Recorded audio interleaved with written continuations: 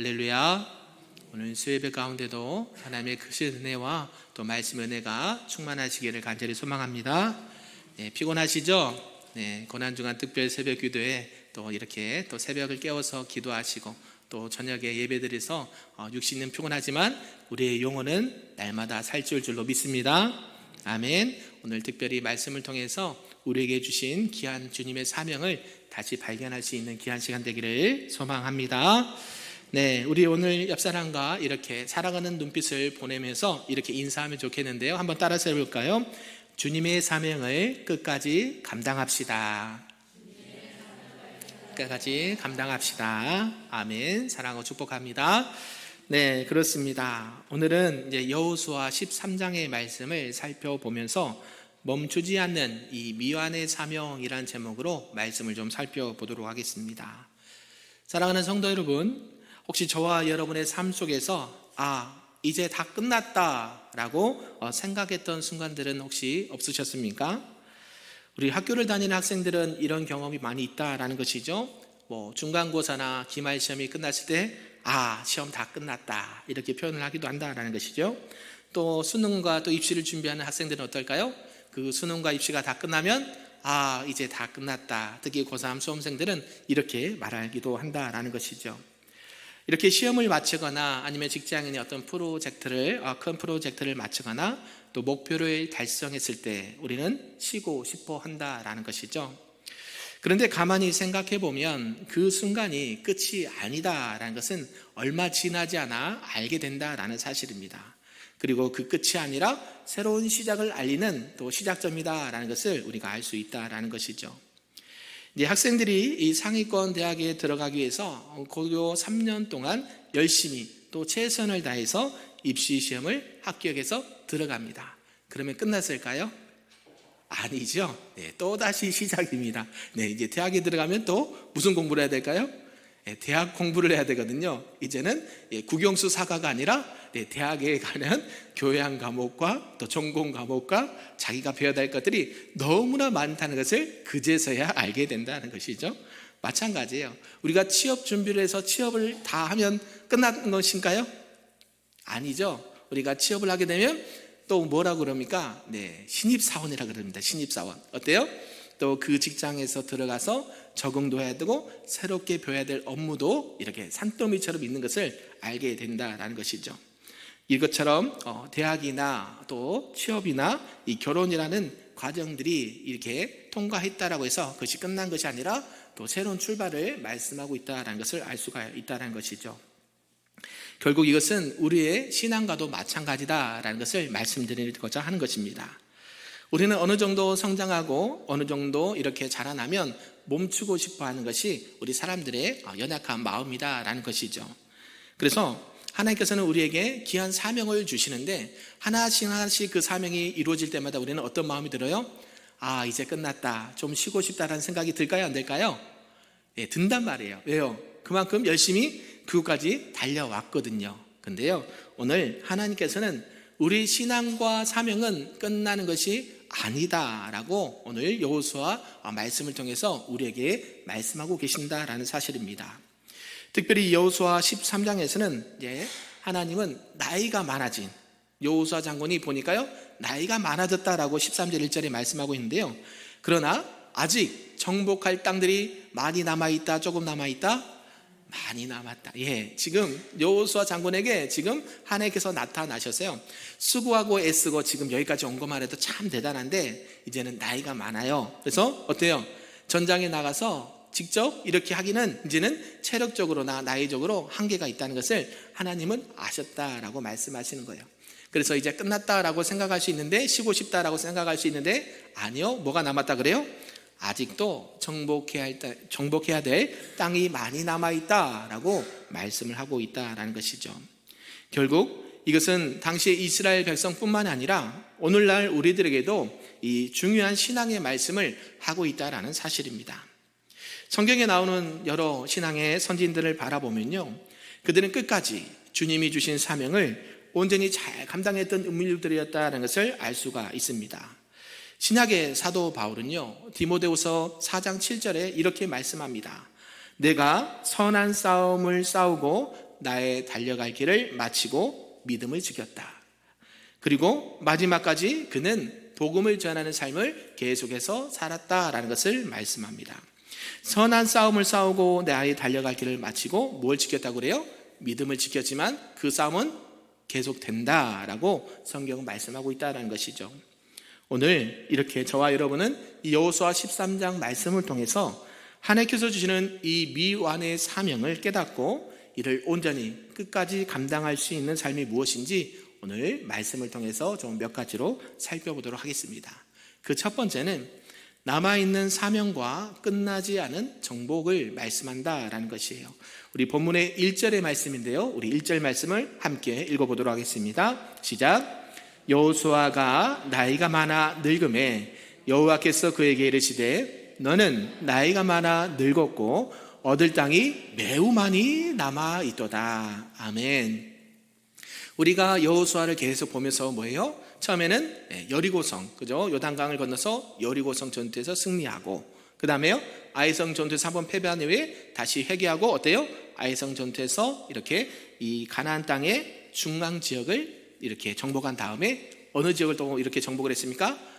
남쪽 지역과 북쪽 지역을 차례대로 이렇게 정복을 했던 그 과정들이 있었다는 것이죠. 그래서 하나님의 약속은 신실하게 이루어진다는 것을 우리는 지난주까지 말씀을 들었습니다. 그런데 끝난 줄 알았던데요, 뭐예요? 아직도 정복할 땅들이 많이 남아있다라고 성경은 말씀하고 있다는 것이에요. 여호수아가 지금까지 열심히 한 7년 가까이를 이렇게 정복 전쟁을 통해서 많은 땅을 차지했는데 어때요?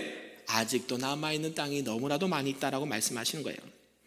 여호와 하나님께서는 여호수아가 늙었다고 해서 그 사명을 끝내지 않았다라는 사실입니다. 오히려 남은 땅을 분배하고 각 지파가 스스로 정복하도록 명령하셨다라는 사실입니다.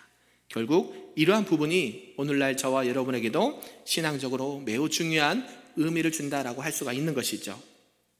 오늘을 살아가는 저와 여러분에게도 아직 끝나지 않는 하나님의 사명이 있는 줄로 믿습니다.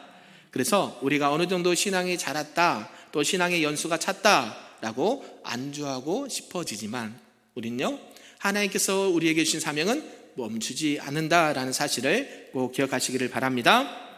그렇다면 우리가 이런 신앙과 사명의 길에서 멈추지 않고 계속 성장하면서 나아갈 수 있는 방법과 또 그런 은혜가 무엇인지 우리는 살펴보자고 하는 것이죠.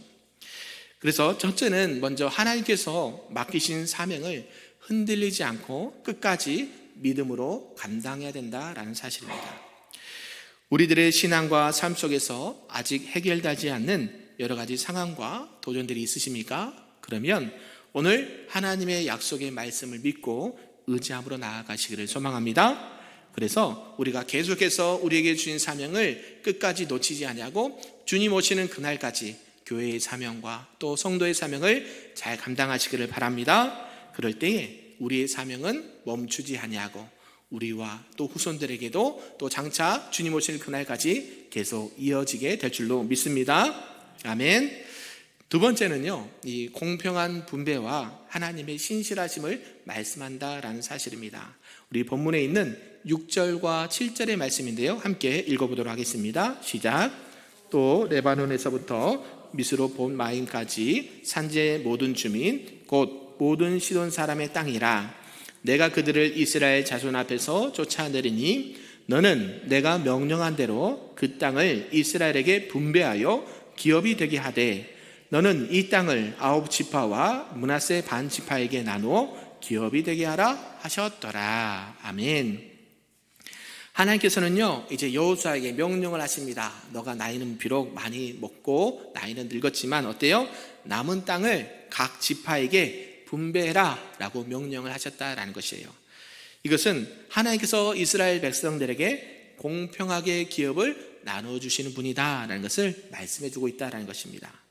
당시 이스라엘 백성들은요, 이미 이 요단강 동편에서 르우벤과 갓과 므낫세 반 지파에게 기업을 주셨습니다.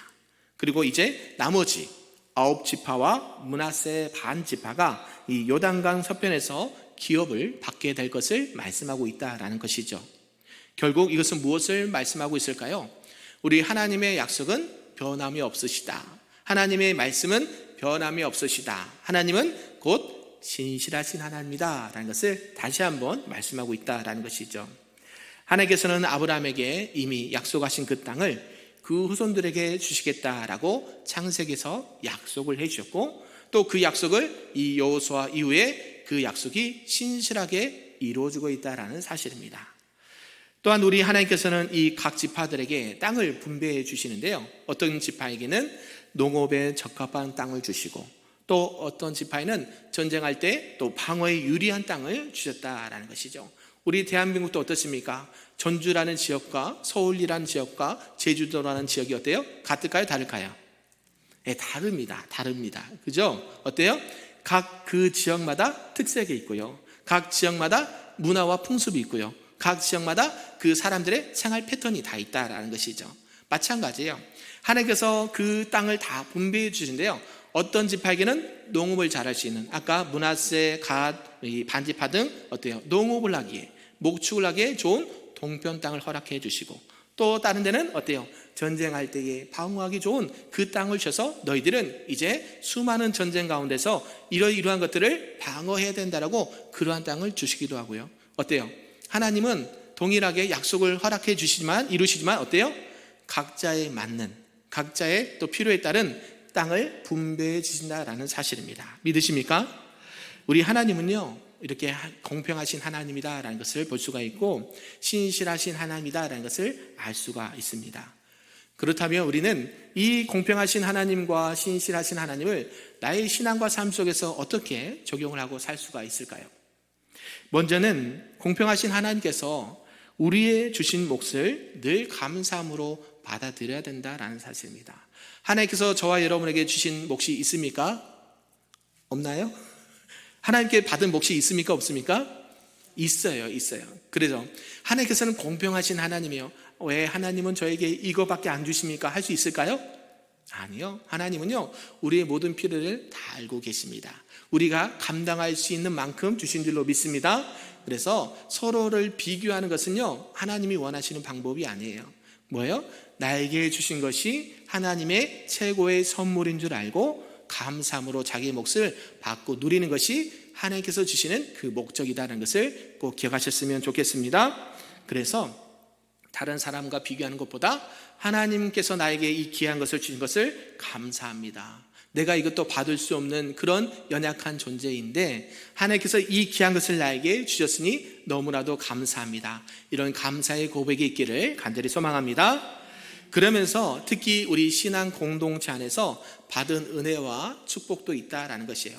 개인적으로 받은 은혜와 축복이 있는가 반면에 또 공동체가 받은 은혜와 축복이 있다라는 것을 말씀하고 있다라는 것이에요. 그래서 우리는요, 때때로는요, 불평할 때가 있습니다. 다른 사람과 비교하면 뭐가 생겨요?